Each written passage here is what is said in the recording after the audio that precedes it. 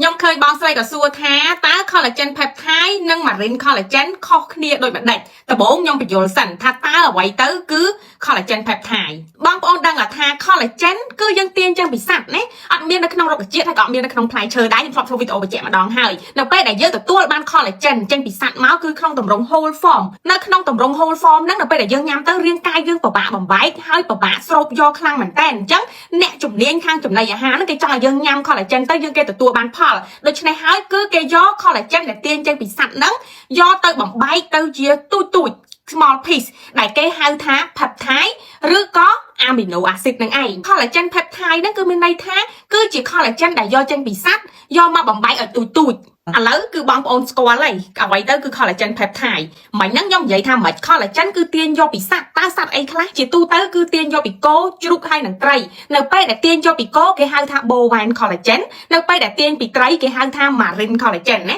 marine ហ្នឹងគឺត្រីនឹងឯងណាសមុទ្រណាអញ្ចឹងនៅក្នុង marine collagen ពេលដែលគេយកវាទៅបំបែកទូចក៏ជា collagen peptide bovine collagen នៅពេលដែលវាយកទៅ hydrolyze ទៅបំបែកទូចក៏ជា collagen peptide ដែរអញ្ចឹងពីរហ្នឹងអត់ដូចគ្នាទេ